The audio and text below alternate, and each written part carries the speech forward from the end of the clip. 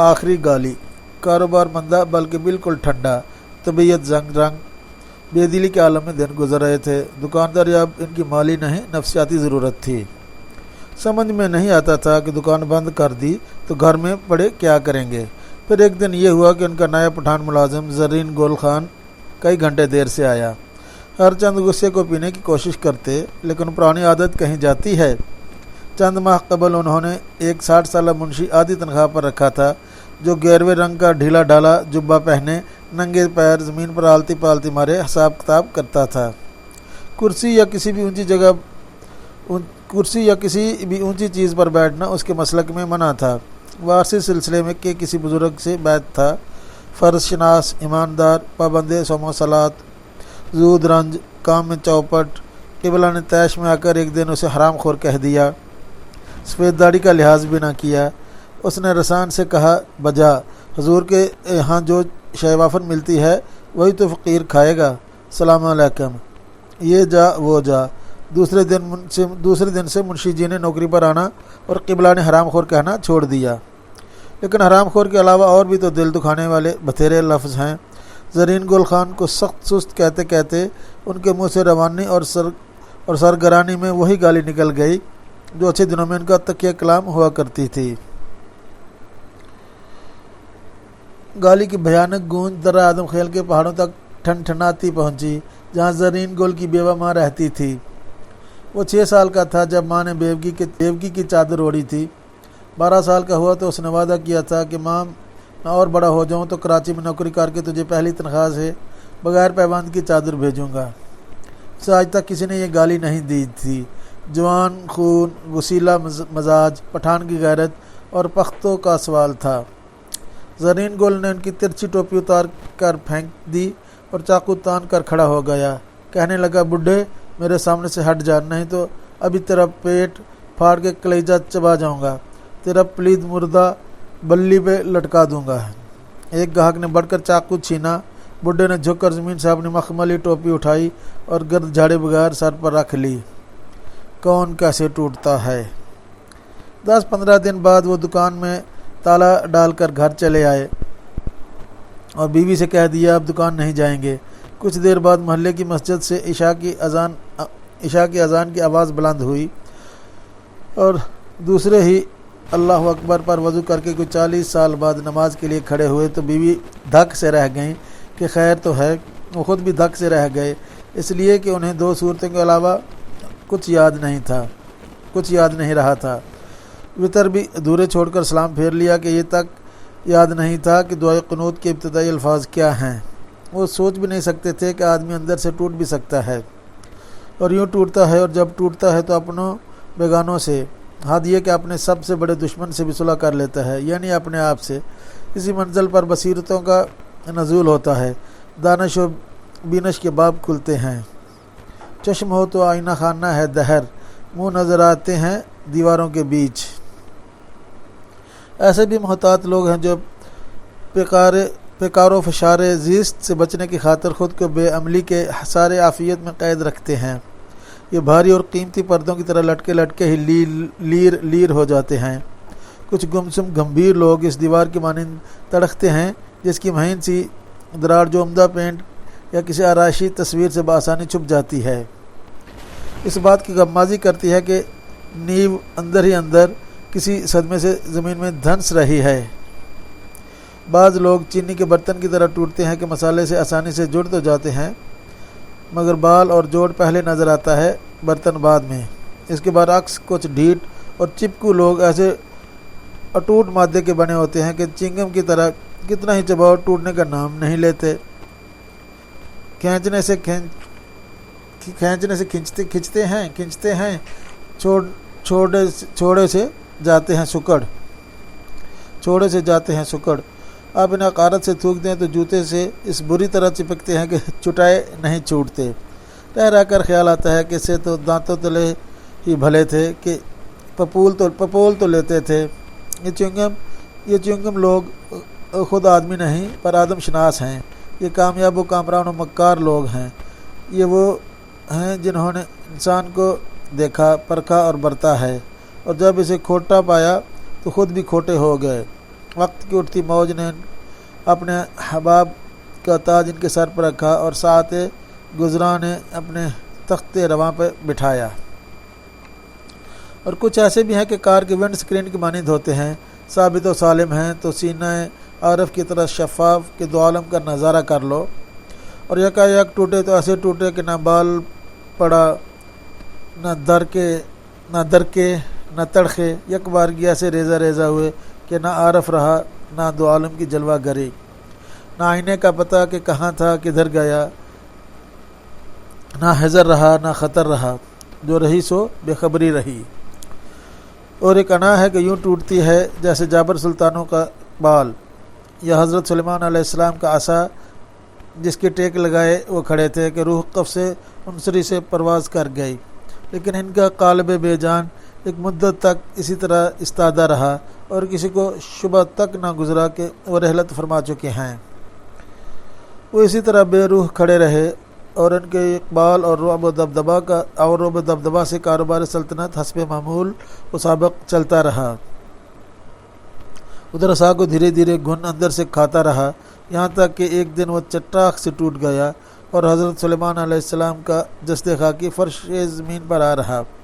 اس وقت ان کی امت اور رعیت پر کھلا کہ وہ دنیا سے پردہ فرما چکے ہیں، سو وہ دیمک زدہ عصائے پندار و جلال جس کے بل قبلہ نے بے گل و گش زندگی گزاری آج شام ٹوٹ گیا اور زیست کرنے کا وطن تنا اور ہم سرنگوں ہوا۔ میں پاپن ایسی جلی کوئلہ بنی نہ راکھ۔ انہیں اس رات نیند نہیں آئی۔ فجر کی اذان ہو رہی تھی کہ ٹمبر مارکیٹ کا ایک چوکیدار ہانپتا کانپتا آیا اور خبر دی کہ صاحب جی آپ کی دکان اور گودام میں آگ لگ گئی ہے۔ آگ بجھانے کے انجن 3 بجے ہی آ گئے تھے، سارا مال کوئلہ ہو گیا۔ صاحب جی آگ کوئی آپ تھوڑی لگتی ہے۔ وہ جس وقت دکان پہنچے تو سرکاری اصطلاح میں آگ پر قابو پایا جا چکا تھا، جس میں فائر برگیڈ کی مستعدی اور کارکردگی کے علاوہ اس کو بھی بڑا دخل تھا کہ اب جلنے کے لیے کچھ رہا نہیں تھا۔ شعلوں کی لپ لپاتی 2 شاخہ زبانیں کالی ہو چلی تھیں، البتہ چیٹ کے تختے ابھی تک دھڑ دھڑ جل رہے تھے اور فضا دور دور تک ان کی تیز خوشبو کی آتشیاں آبشار میں نہائی ہوئی تھی۔ مال جتنا تھا سب جل کر راکھ ہو چکا تھا، صرف کونے میں ان کا چھوٹا سا دفتر بچا تھا۔ عرصہ ہوا کانپور میں جب لالا رمیش چندر نے ان سے کہا کہ حالات ٹھیک نہیں ہیں، گودام کی انشورنس پالیسی لے لو، تو انہوں نے ململ کے کرتے کی چنی ہوئی آستین الٹ کے اپنے بازو کی پھڑکتی ہوئی مچھلیاں دکھاتے ہوئے کہا تھا، یہ رہی یاروں کی انشورنس پالیسی۔ پھر اپنے ڈنٹر پھلا کر لالا رمیش چندر سے کہا، ذرا چھو کر دیکھو۔ لالا جی نے اچھمبے سے کہا، لوہا ہے لوہا۔ بولے نہیں فولاد کہو۔ دکان کے سامنے خلقت کے ٹھٹ لگے تھے، ان کو لوگوں نے اس طرح راستہ دیا جیسے جنازے کو دیتے ہیں۔ ان کا چہرہ جذبات سے عاری تھا، نہ لب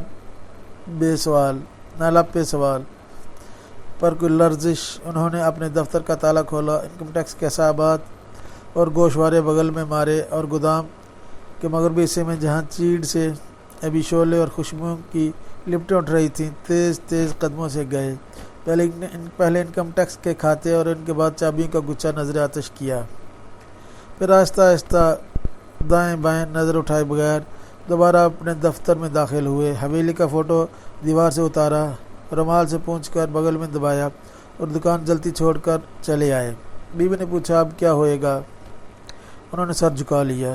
اکثر خیال آتا ہے اگر فرشتے انہیں جنت کی طرف لے گئے جہاں موتیا دھوپ ہوگی اور کاسنی بادل، تو وہ باب بہشت پر کچھ سوچ کر ٹھٹک جائیں گے۔ رضوان جلد اندر داخل ہونے کا اشارہ کرے گا تو وہ سینہ تانے اس کے قریب جا کر کچھ دکھاتے ہوئے کہیں گے، یہ چھوڑ کر آئے ہیں۔ چلیے پہلا باب ختم ہو گیا، اب دوسرا باب شروع کرتے ہیں۔ اسکول ماسٹر کا خواب۔ Feudal fantasy. ہر شخص کے ذہن میں عیش و فراغت کا ایک نقشہ ہوتا ہے جو دراصل چربہ ہوتا ہے اس ٹھاٹ باٹ کا جو دوسروں کے حصے میں آیا ہے، لیکن جو دکھ آدمی سہتا ہے وہ تنہا اس کا اپنا ہوتا ہے، بلا شرکت غیرے، بالکل نجی، بالکل انوکھا۔ ہڈیوں کو پگھلا دینے والی جس آگ سے وہ گزرتا ہے اس کا کون اندازہ کر سکتا ہے۔ آتش دوزخ میں یہ گرمی کہاں، جیسا داڑھ کا درد مجھے ہو رہا ہے ویسا کسی اور کو نہ کبھی ہوا ہو نہ ہوگا۔ اس کے برعکس ٹھاٹ باٹ کا بلو پرنٹ ہمیشہ دوسروں سے چرایا ہوا ہوتا ہے۔ بشارت کے ذہن میں عیش و تنعم کا جو 100 رنگ و 1000 پیوند نقشہ تھا وہ بڑی بوڑھیوں کی رنگا رنگ رلی کے مانند تھا، جو مختلف رنگ کی قطرنوں کو جوڑ جوڑ کر بناتی ہیں۔ اس میں اس وقت کا جاگیردارانہ تن تنا اور ٹھاٹ، بگڑے رئیسوں کا تہیہ اور ٹھسا، مڈل کلاس دکھاوا، قصباتی اترونا پن، ملازمت پیشہ نفاست، سادہ دلی اور ندیدہ پن سب بری طرح گڈمڈ ہو گئے تھے۔ انہی کا بیان ہے کہ بچپن میں میری سب سے بڑی تمنا یہ تھی کہ تختی پھینک قاعدہ پھاڑ پھوڑ کر مداری بن جاؤں، شہر شہر ڈگڈگی بجاتا، بندر بھالو جمورہ نچاتا اور بچہ لوگ سے تالی بجواتا پھروں۔ جب ذرا عقل آئی، مطلب یہ کہ بد اور بدتر کی تمیز پیدا ہوئی، تو مداری کی جگہ اسکول ماسٹر نے لے لی، اور جب موضوع دھیرج گنج میں سچ مچ ماسٹر بن گیا تو میرے نزدیک انتہائی عیاشی یہ کہ مکھن زین کی پتلون، 2 گھوڑا بوس کی قمیض، ڈبل کفوں میں سونے کے چھٹانک بھر کے بٹن، نیا 16 ہیٹ جس پر میل خورا غلاف نہ چڑھا ہو،